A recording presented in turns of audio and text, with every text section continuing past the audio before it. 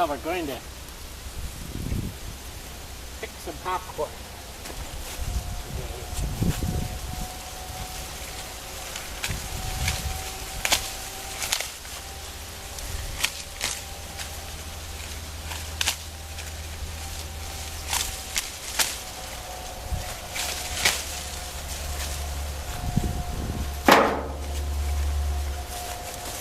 Should we see what it looks like?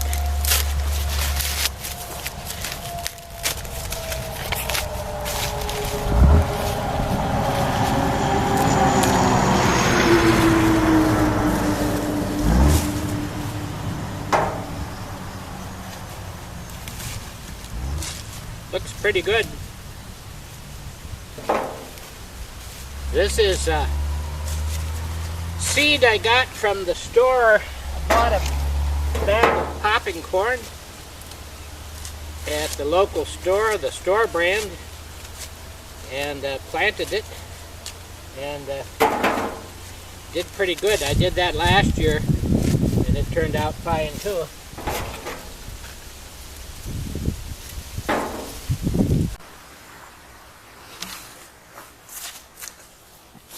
Working my way down the row, 2/3 of it.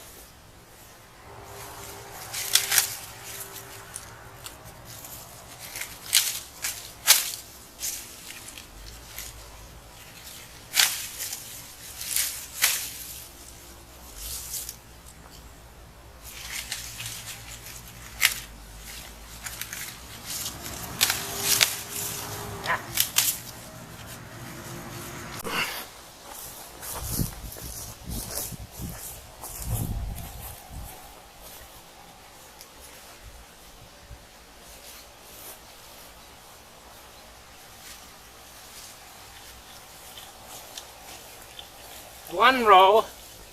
I've got actually another row plus about 1/3 of a row. So I'm going to have plenty of popcorn. Really quite pretty though, isn't it? Because it's crossed with the Indian corn. So I have to husk it all, pull off the hairs.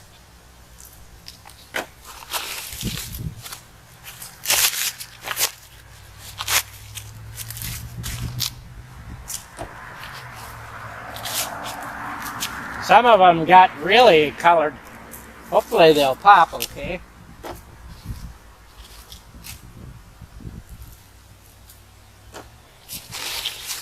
And some ears, when there were 2 and sometimes 3 on a stalk, are pretty small, but the kernels are okay. See, that ear there is enough for 1 dish of popcorn.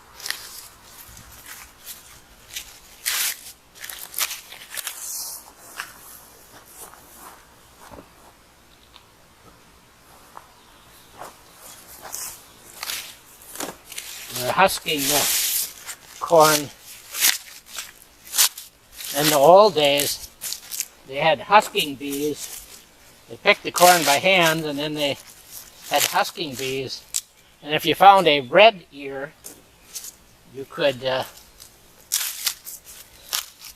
test your choice of the people at the husking bee, usually boys and girls. It was sort of a social event with you husk corn, got a few kisses in if you were lucky, and had a meal and a husking bee. I too young to have much of that, but I think like we did a little hand picking yet when I was a kid, and maybe even went to a neighborhood husking bee that was sort of not needed but put on just because it was a throwback to the old days, and somebody decided to do it.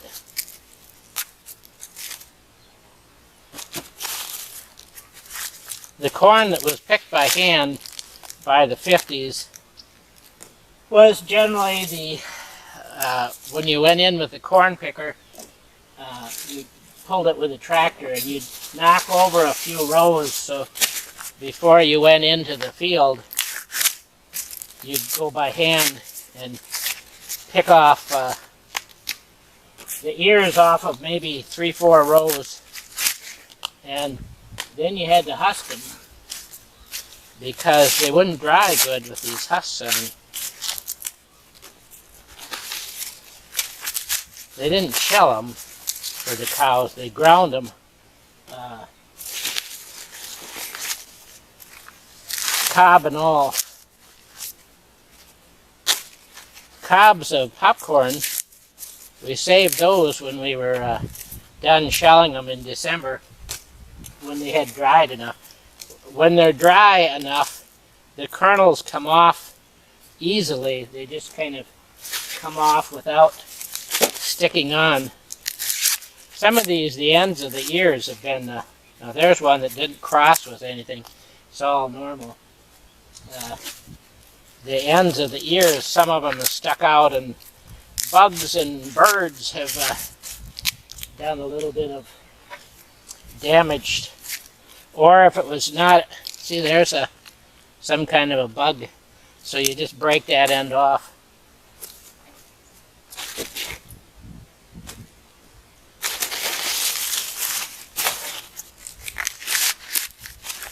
There's a long ear.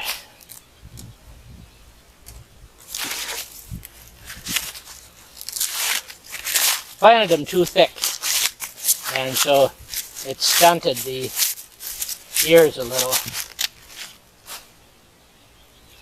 But the kernels are pretty good size anyway.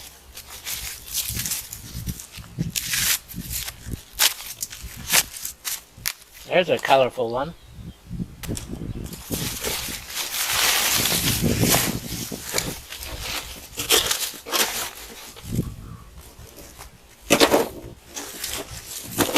See, here's one that's pretty damaged.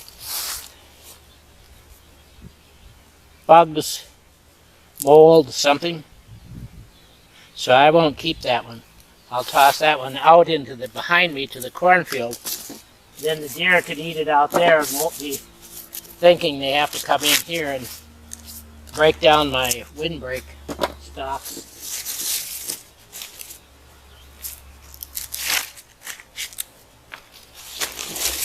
Oh, I found a red ear. Now I just have to find somebody to kiss. On these, we leave the husk on because we use them for decorations for like Halloween or winter bouquets or something. And then in the winter, we hang one out on the bird feeder and let the birds peck away at it.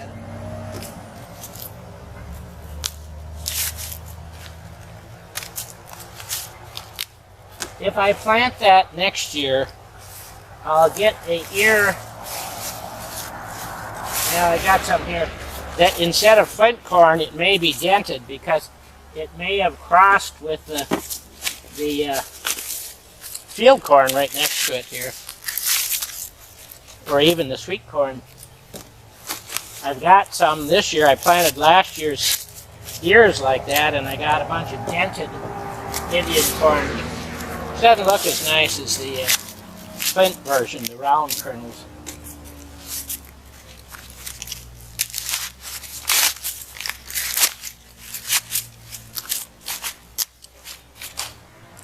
Well,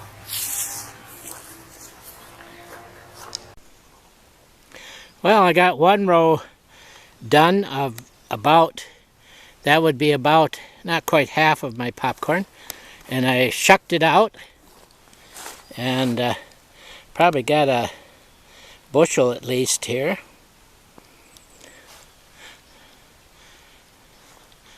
And the second row is Indian corn. The third row is popcorn. The fourth row is sweet corn. And fifth row. So I got a Indian corn left and a row and about a half of popcorn. But it's interesting because it's colored. It was right next to the Indian corn until it got crossed.